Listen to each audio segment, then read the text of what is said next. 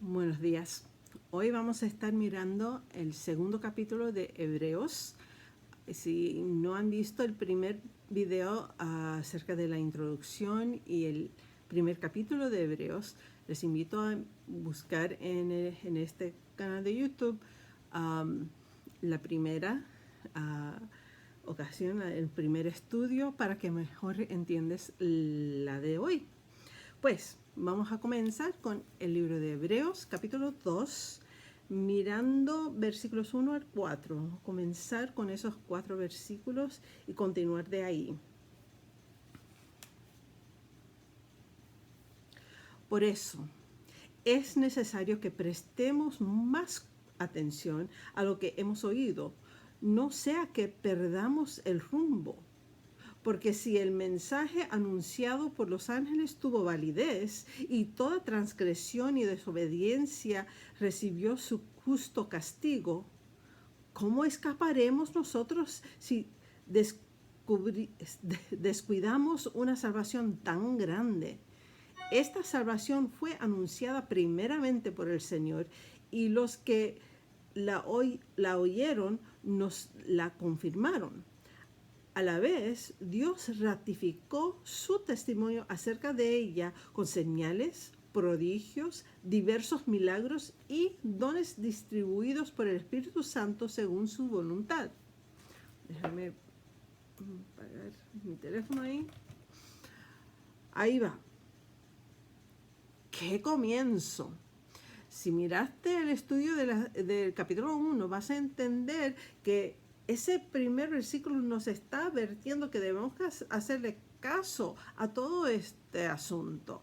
El capítulo 1 nos habla acerca de Jesús, el Cristo, que era el Cristo y que era Dios, que era superior a toda la religión judía, que cada aspecto de la religión judía, él era superior en su forma. Y comenzamos en el segundo capítulo con por eso, porque sabemos eso, por eso es necesario que prestemos más atención a lo que hemos oído, no sea que perdamos el rumbo.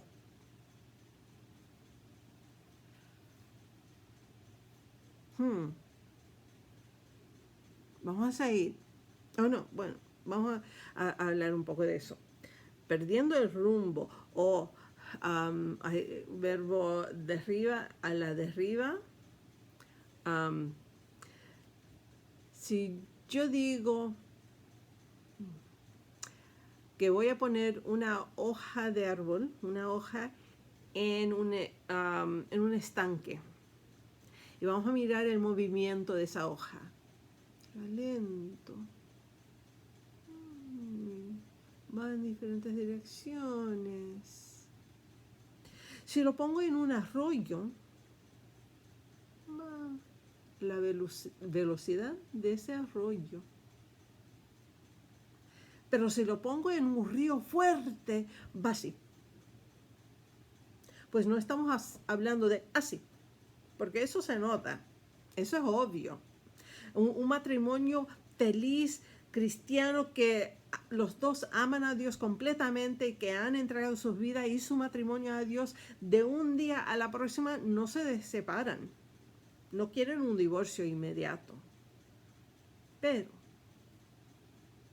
por tiempo, por los años, puede ser que ese matrimonio se separa. Porque dejan cosas suceder o no suceder por ese tiempo lento. Puede ser que hay un estudiante que estuvo despierto demasiado tarde la noche anterior y está en una clase aburrida y está tan cansado. No entra, se sienta y va. No. Entra y se sienta y va.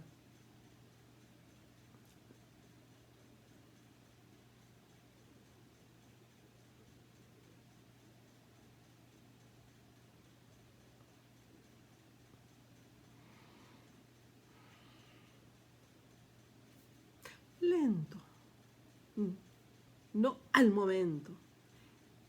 Esto es lo que Dios nos está diciendo en esta porción aquí. Él está diciendo, mira, por eso es necesario que prestemos más atención a lo que hemos oído, no sea que perdamos el rumbo, que no dejemos que Satanás toma un lugar en nuestras vidas.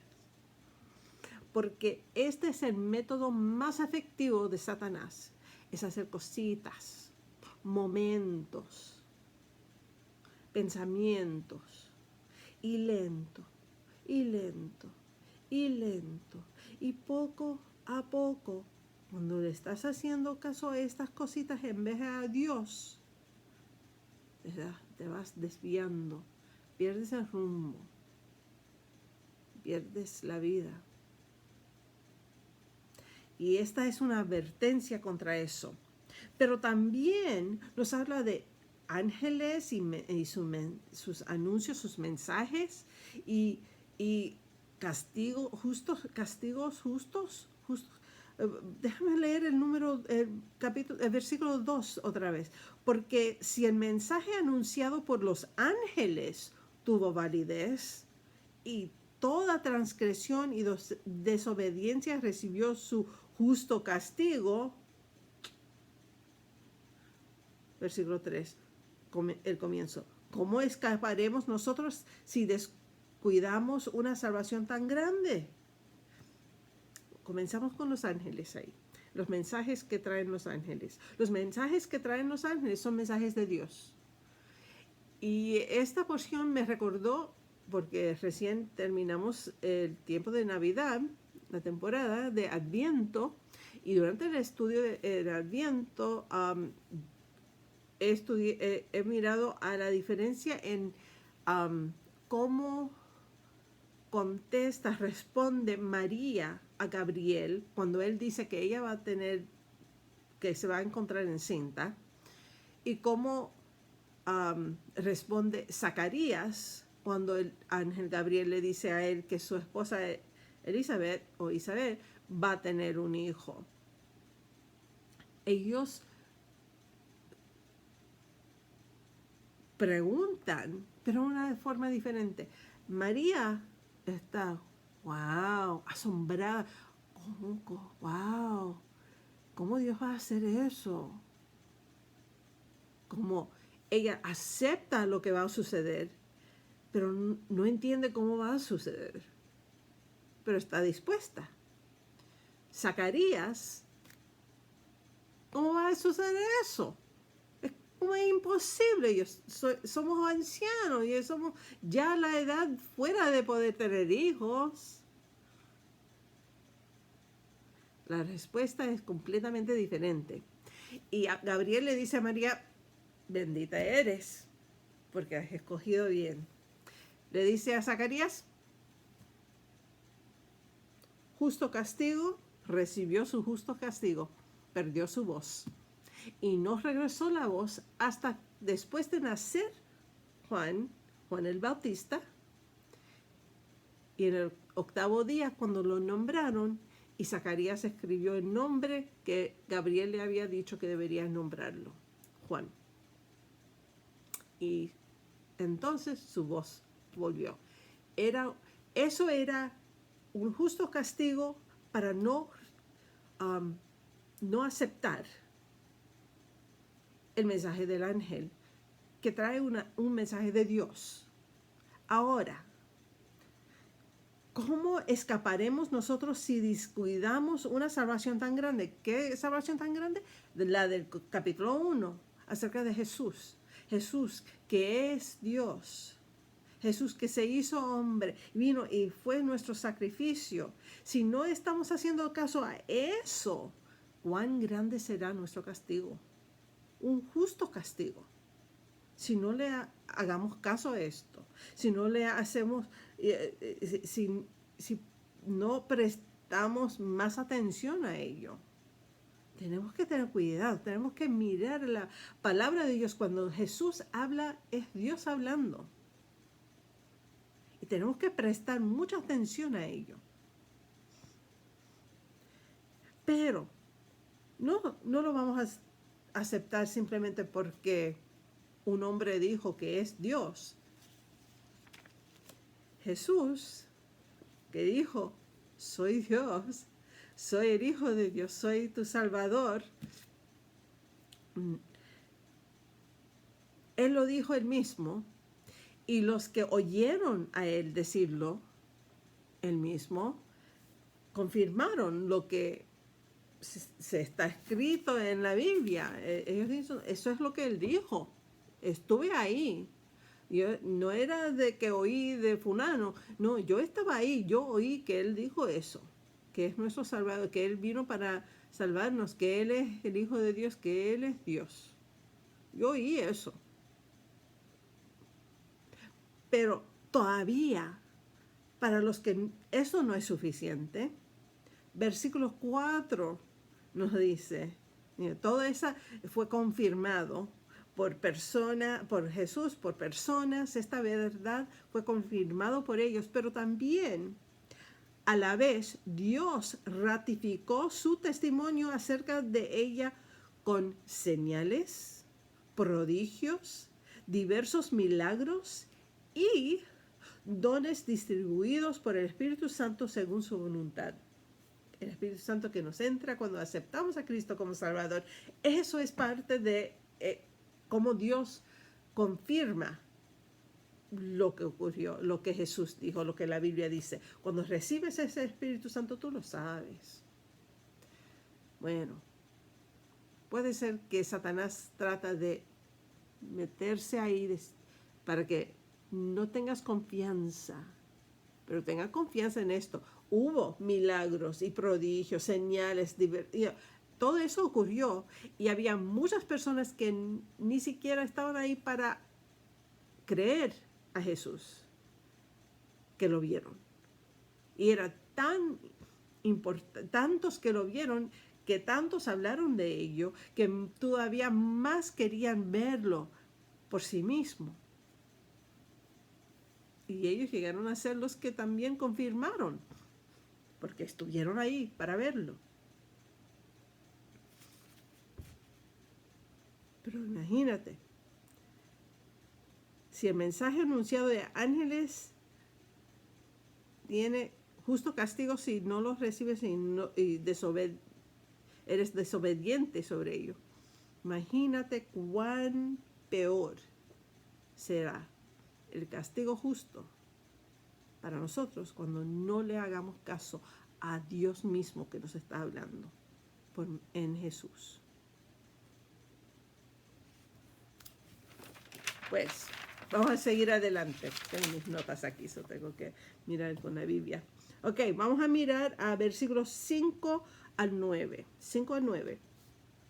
Dios no puso bajo el dominio de los ángeles el mundo venidero del que estamos hablando, por venir, como alguien ha atestiguado en algún lugar. ¿Qué es el hombre para que en él pienses? ¿Qué es el ser humano para que lo tomes en cuenta? Lo hiciste un poco menor que los ángeles y lo coronaste de gloria y de honra, todo lo sometiste a su dominio. Si Dios puso bajo él todas las cosas, entonces no hay nada que no le esté sujeto. Ahora bien, es cierto que todavía no vemos que todo le esté sujeto. Sin embargo, vemos a Jesús y que fue hecho un poco inferior a los ángeles, coronado de gloria y honra por haber padecido la muerte. Así, por la gracia de Dios, la muerte que él sufrió resulta en beneficio de todos. Hay diferentes cosas ahí. Primero, el lugar de ángeles. Y yo sé que yo creo en ángeles, yo creo que hay ángeles a mis alrededores. Si son ángeles de Dios, estarán bien con mi mensaje. Si son ángeles caídos que siguieron a Satanás, no estarán contentos conmigo en este momento, pero les voy a decir que ángeles están en un lugar. Los ángeles caídos ya están perdidos. Son poderosos, pero están caídos, están fuera de esto. Se piensan aquí, pero no están ahí. No más. Los seres humanos estamos bajo los ángeles. Dios está encima. Mucho encima, pero encima. Cuando Jesús vino a la tierra, fue hecho humano, un poco bajo los ángeles. Pero después de su muerte y resurrección, fue levantado y está arriba de ellos otra vez, con toda la gloria y honra.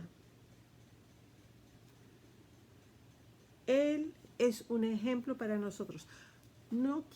Hay muchos que piensan que cuando nosotros morimos, si somos buenos, vamos a ser ángeles. No, yo no quiero ser ángel, yo quiero ser superior. Y la Biblia nos dice que aquí en la tierra, porque tenemos este cuerpo humano, este cuerpo que va a fallecer, que va a morir, que se pone enfermo, el de los ángeles no. Nosotros estamos bajo los ángeles ahora. Los ángeles son superiores, no solamente porque son poderosos, pero también son puros, sin pecado. Los que cayeron ya se perdieron, no hay otro recurso para ellos. Pero los que siguen con Dios son puros, de puro corazón, si tienen corazones. Eso es algo que nosotros tenemos. Pero también algo que los hace superiores es que ellos están en el cielo con Dios. Sí pueden venir y tienen su trabajo en la tierra y eso, pero ellos también tienen el privilegio de estar en el cielo con Dios, en la presencia de Dios. Algunos están ahí todo el tiempo. Eso los hace superior a nosotros ahora.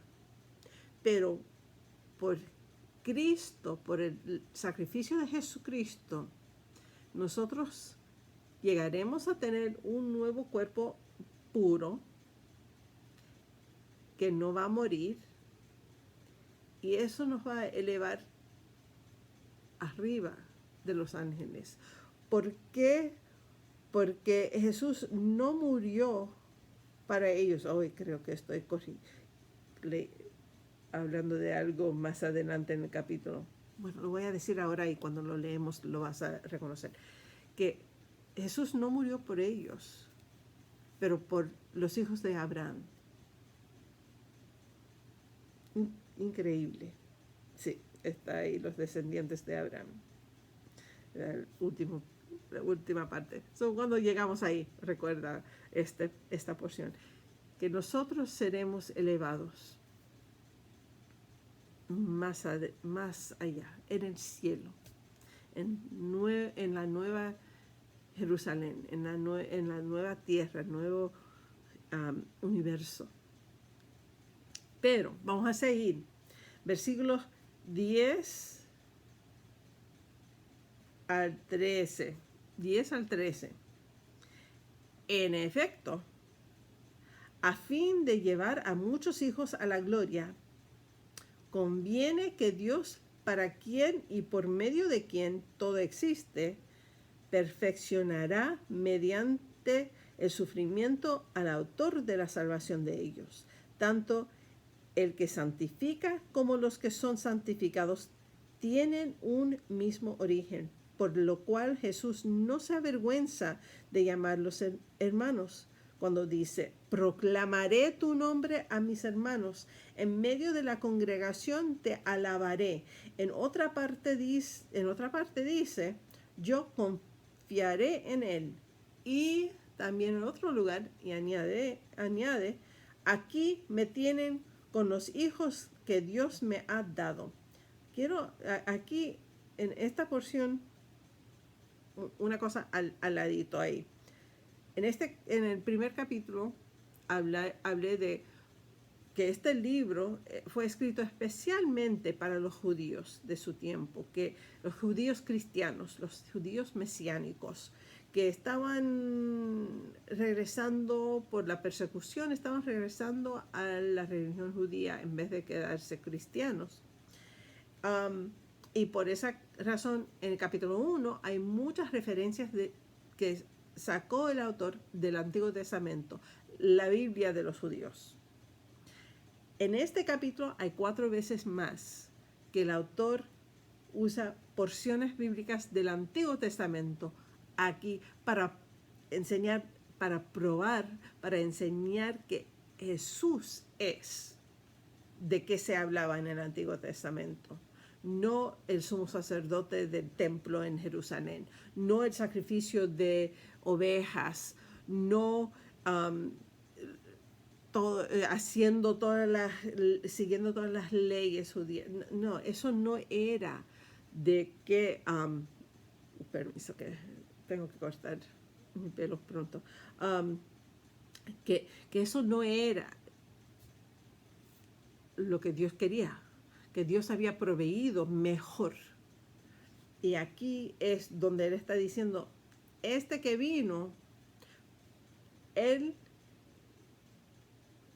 que vino y para perfeccionarnos a nosotros, mediante su sufrimiento, trajo salvación para nosotros. Tanto Él que santifica como los que son santificados, tanto Él, Jesús, que santifica y nosotros que somos santificados por medio de Él, tienen un mismo origen. Jesús nos llama hermanos y hermanas sin vergüenza, porque Él nos reconoce como hermanos y hermanas adoptados en la familia de Dios, y Él está contento en ello. Hay un versículo que me vino a la mente cuando leí esto, que viene del libro de Efesios. Déjame buscar la a ver si aquí está. Decidió enviar a Jesucristo para adoptarnos como hijos suyos, pues así había pensado hacerlo desde un principio. Efesios 1, versículo 5. Déjame leerlo otra vez en otra versión. Hay muchas Reina Valeras. Déjame buscar la Biblia de las Américas. No me gusta esa. Dios habla hoy.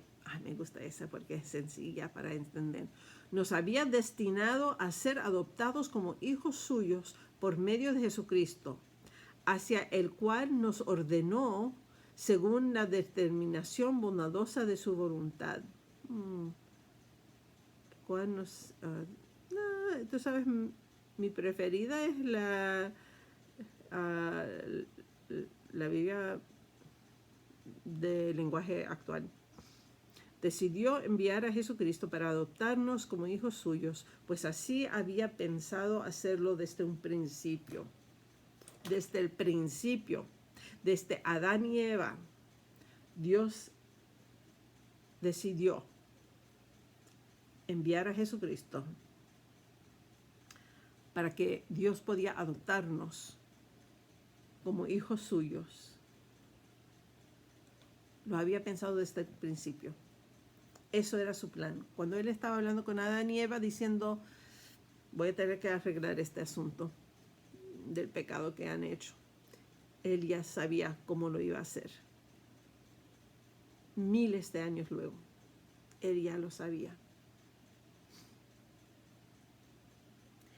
Cuando Dios nos habla, Él no dice algo sin pensar bien adelantado, sin saber todas las consecuencias y todo el camino desviado y lo que sea que va a llevar al resultado que Él quiere, que seamos hijos suyos, que seamos adoptados en su familia, que tenemos una relación con Él como un buen padre.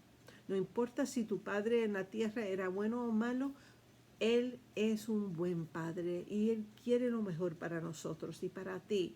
Y tenemos que darnos cuenta de que tenemos que prestar atención a esto y recordar esto, porque Él lo hizo a propósito en esta forma, para asegurar que más personas podían ser salvos que no. Ahora,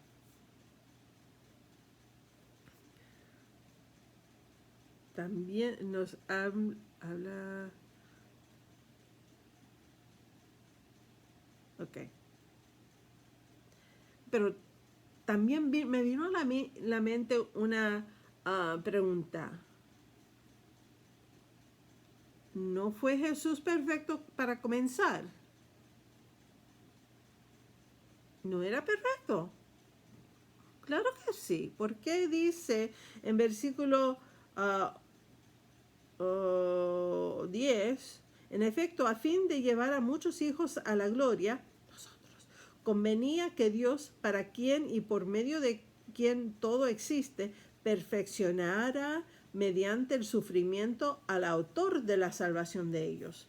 Perfeccionara mediante el sufrimiento al autor de la salvación de ellos. Está hablando de Jesús. Perfeccionara mediante el sufrimiento de Jesús para la salvación nuestra. Pero no era Jesús perfecto.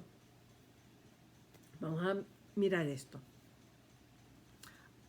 Cuando Jesús nació en Belén, ese bebé era puro, era perfecto, tanto como fue Adán cuando Dios lo creó. Era puro, era perfecto. Adán escogió a sí mismo sobre la voluntad de Dios. Y por causa de ello, entró el pecado y comenzó el sufrimiento de Adán. No tuvo sufrimiento antes. Comenzó el sufrimiento después del pecado. En Jesús vemos pureza que recibe sufrimiento y continúa en sufrimiento, continúa en tentaciones del diablo mismo. El mismo diablo lo tienta a él. Él sufre por los látigos, él sufre sobre la cruz y todavía no está dispuesto a pensar en solo él mismo. Siempre está buscando la voluntad de Dios. La oración en Getsemaní, en el huerto de Getsemaní, él dice, no mi voluntad, pero la suya. Esto es lo que yo quiero, pero no mi voluntad, pero la suya. En medio de todo ese sufrimiento, él se quedó perfecto y puro, porque supo que eso era lo que tenía que hacer para nuestra salvación. Pero ese sufrimiento nos enseña a nosotros que es posible, que era sincero, que no era, no, como humanos no tenemos que actuar como Adán, no tenemos que ponernos a nosotros primero y Dios segundo, que tenemos el ejemplo de Jesús que tuvo todas las debilidades, estaba bajo los ángeles, tenía este cuerpo que duele, este cuerpo que tiene hambre, este cuerpo que le duele cuando le falta amor, este cuerpo, esta vida que vivimos, Jesús la vivió y todavía escogió seguir a Dios. Era un ejemplo para nosotros, era enseñándonos que la perfección puede venir a nosotros también. Nacimos con pecado, pero cuando aceptamos a Cristo como Salvador y dejamos que Dios se encargue de nosotros, Él comienza a obrar en nosotros. Él comienza a ponernos en un camino para ayudar a perfeccionarnos. que seamos más y más como Cristo y menos como Adán. Más y más como Cristo, menos y menos como Adán. Jesús tuvo que pasar por ello para enseñarnos a nosotros que es posible. Es posible seguir la voluntad de Dios. Cuando nosotros no lo queremos hacer, no lo deseamos, estamos mirando pero quiero comer de ese árbol. Quiero hacer lo mío. Quiero hacer lo que yo quiero hacer. Y Jesús nos ha enseñado que no tenemos que hacerlo así. Podemos seguir a Dios. Es una posibilidad, pero solo con su ayuda. Su ayuda en nuestra salvación y su ayuda diaria por medio del Espíritu Santo. Sí se puede, pero necesitamos la ayuda de Dios para hacerlo. No lo podemos lograr solos. Vamos a mirar los últimos versículos de este capítulo, 14 al 18. Por tanto, me gusta eso, por tanto, ya que ellos son de carne y hueso, y él también compartió esa naturaleza humana para anular mediante la muerte al que tenía el dominio de la muerte, es decir, al diablo, y librar a todos los que por temor a la muerte estaban sometidos a esclavitud durante toda la vida. Pues ciertamente no vino en auxilio de los ángeles, sino de los descendientes de Abraham.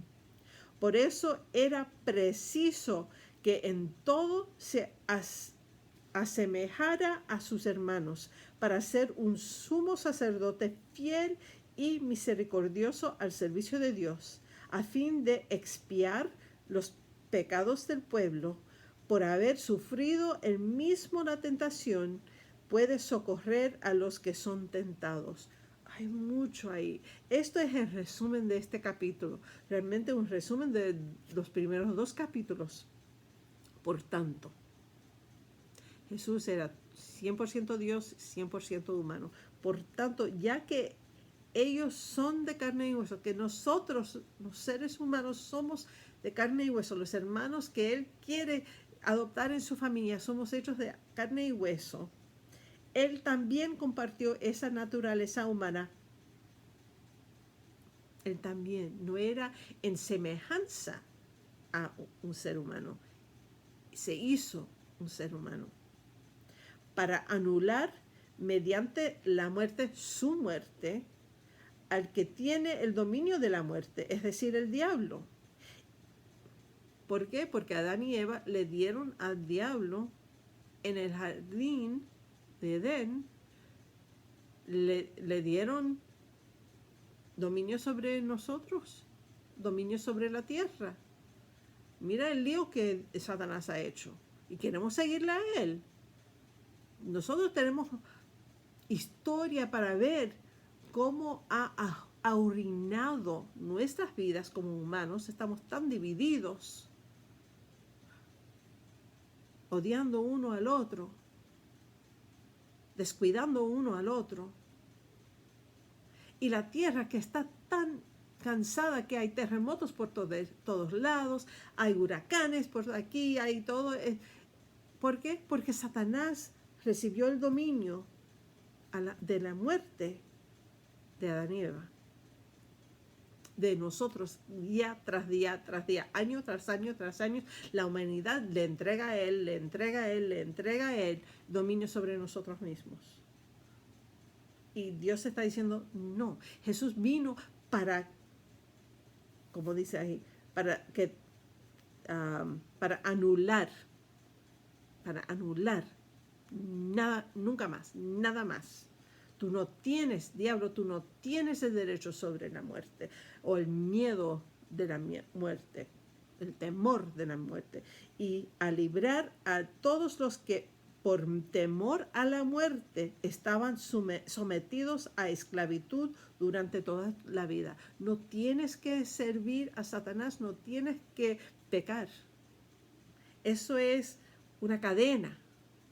Y Dios nos está diciendo, Jesús tuvo que venir en nuestra naturaleza para anular eso, para cambiar todas las cosas, para cambiar el asunto, para que seamos capaces de seguirle a Dios.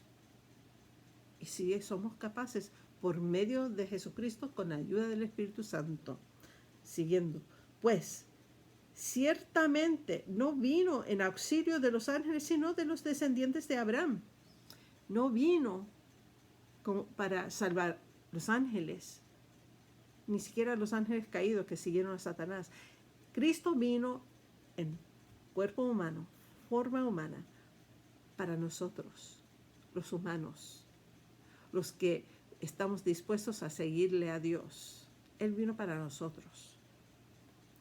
Por eso era preciso que en todo se asemejara a sus hermanos, para ser un sumo sacerdote fiel y misericordioso al servicio de Dios. Paramos ahí. ¿Recuerdas? Capítulo 1, hablamos de que los judíos están dejando cristianismo y volviendo a lo viejo, a lo judío. Y están pensando, bueno, si el sumo sacerdote era suficiente para cientos de años, ¿por qué no todavía? Porque él será un sumo sacerdote fiel y misericordioso al servicio de Dios. Que él, como humano, ya sabe cómo es, lo que necesitamos. Él es el que nos presenta a Dios y lo hace fiel y misericordioso. Él nos trae a la presencia de Dios. Es el mejor sumo sacerdote, porque Él sabe cómo es ser nosotros. Pero también a fin de expiar los pecados del pueblo. Él vino para expiar esos pecados, quitarlos, que no tenemos que pagar por ellas. Y el último versículo, el 18. Por haber sufrido él mismo la tentación, puede socorrer a los que son tentados. Dios sabe todo. Pero Jesús, cuando él vino y vivió como un ser humano, 30 y pico años, él sintió cómo son las tentaciones para este cuerpo débil. Y él puede socorrer a los que son tentados. ¿Por qué? Porque él fue tentado. Él sabe cómo se siente ser tentado en diferentes formas. En cosas común y corriente, como tener hambre, tener sueño, sentir solo, sentirse rechazado, sentir dolor increíble, pero también emocional. También, ¿estás aquí, Dios? ¿Estás conmigo? Él puede ayudarte cuando eres tentado, ayudarme cuando soy tentada, porque Él sabe cómo es. Dios ahora sabe, no solamente sabe, pero entiende. Esa es mejor palabra. Él siempre sabía que había tentaciones y que eran buenos y malos, pero ahora Él sabe cómo se siente ser tentado. Y ahora Él puede ayudarnos en una forma mejor, porque Él sabe, Él lo entiende ahora, lo ha sentido Él mismo. Y eso es el fin de capítulo 2. Increíble libro, ¿no es verdad? Que estamos conociendo a Jesús en una forma mucho más profunda. Y cómo piensa Dios y cómo actúa Dios y las razones tras cosas. Seguimos. La semana que viene vamos a seguir con capítulo 3. Yo les invito ahora a leer otra vez capítulo 1 y capítulo 2, capítulo 1 y capítulo 2, porque ahora que hemos estudiado un poco de ellas, quiero que realmente lo busques y lo entiendes mejor. ¿Por qué Por eso es necesario que prestemos más atención a lo que hemos oído. No sea que perdamos el rumbo, no sea que nos desviamos poco a poco por no entender quién es Jesús, quién creemos, qué queremos acerca de Él, qué es lo que Él hizo, por qué lo hizo, por qué podemos tener confianza en Él. Todo eso tiene que ver con mejor conocerlo. Hasta la próxima. Que Dios te bendiga y a tu familia, a sus queridos. Oh, y para que sepas, estos juegos están aquí porque estoy haciendo un video acerca de los 20 mejores juegos de roll